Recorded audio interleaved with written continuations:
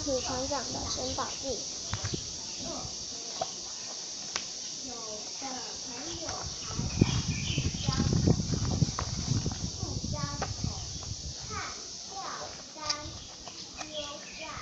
在码头旁，有条船正载满食物、衣服、书和娱乐工具等待出航。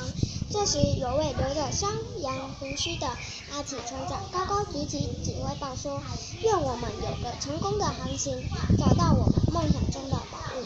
现在起航出发！”然后船员们都各自忙起来了。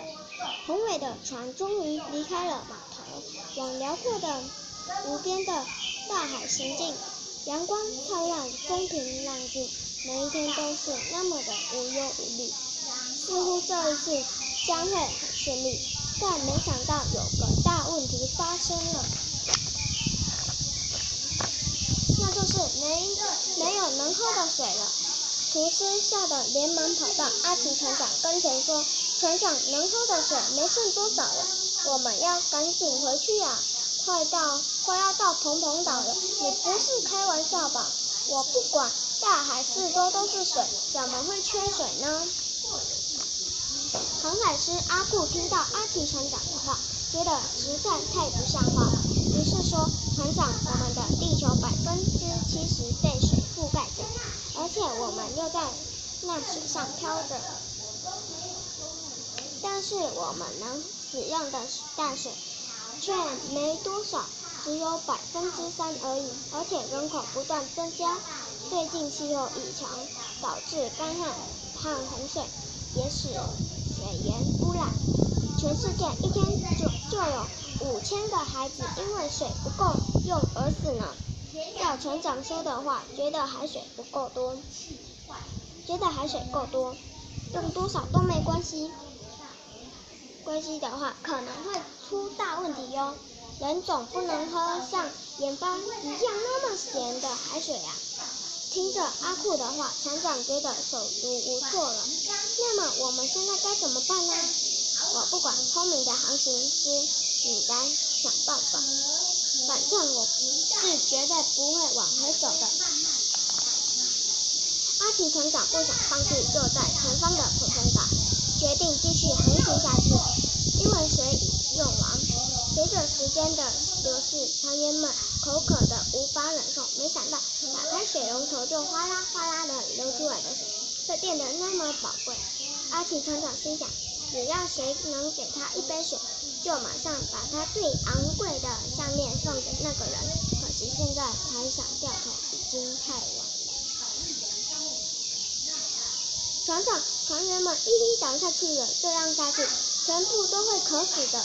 听着厨师的话，阿奇船长都快哭出来了，可是连眼泪也干了，流不出来。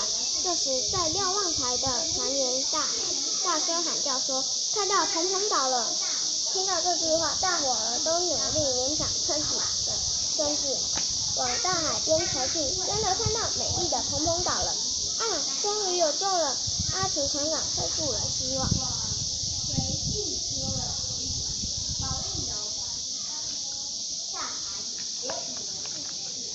到达蓬蓬岛的阿奇船长和船员们没有去找宝藏，反而请求原住民给水喝。我们也没剩下多少水可以喝了，只能分给你们一点点而已。原住民族长只分给了船员们一人一杯的水。地图上写着蓬蓬岛有很多可以饮用的水，你们太吝啬了，好吧？那我就跟银子跟你买下来好了。阿奇船长拿出闪亮的银子，想交给族长。我们不需要银子，我们需要的是水。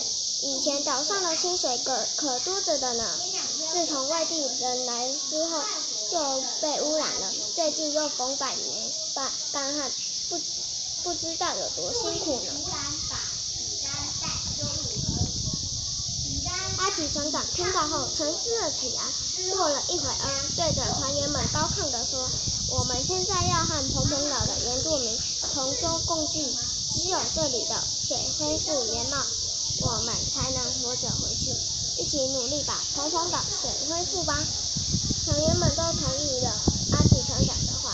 我们们是一家人。当我们救了伙伴的生命时，同时也救了自己的生命。船员们呼喊着平时航海期间的口号。在阿奇船长的指挥下，船员们开始调查水资源污染的原因。结果是因为外地来的人们埋在地下的垃圾漏出了毒素，污染了地下水所造成的。还有从船上漏下来的油、家畜和生活上的污水，污染了海边附近的泉水。有没有办法可以解决缺水的问题？阿奇船长问船员们。一位船员发表意见说，把海水过滤盐分使用吧，那就不需要过滤盐分的机器呀，不但贵，而且靠我们的力量还是做不出来啊。航海师阿库回答说，去北极拿冰山来猕猴，冰山不像海水一样那么咸，而且还很大呢，那需要很多的钱和时间呢，而且拿回来的途中就融化了。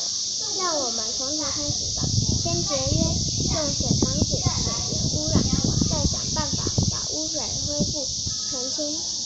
阿奇船长猛然站起身来说，好，这方法比较实在。阿库也点头答应了。首先，船员们把岛上的垃圾清理了一遍，又整修了岛上的污水过滤系统。他们使用了木炭和沙子，做了一个简单的净水器。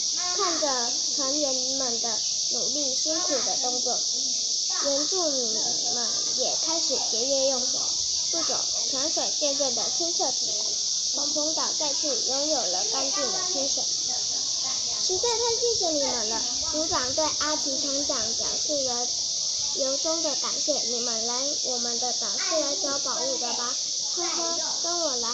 他们来到森林深处清澈的泉水地，这里的泉水不管发生什么事都不会干涸，所以我们极为珍惜。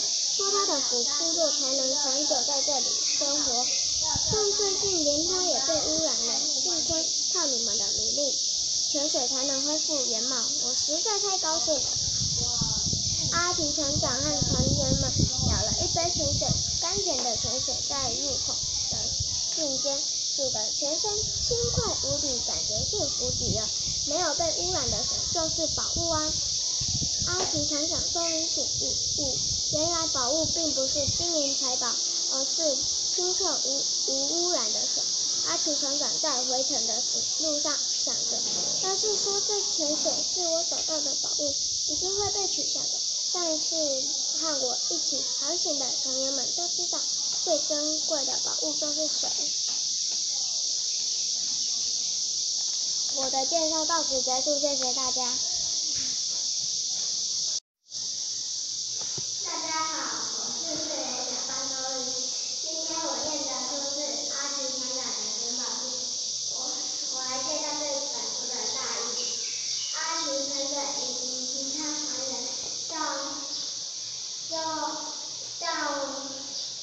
航行在海上，可是他们没有水喝，所以有许多船员死了。他们最后到头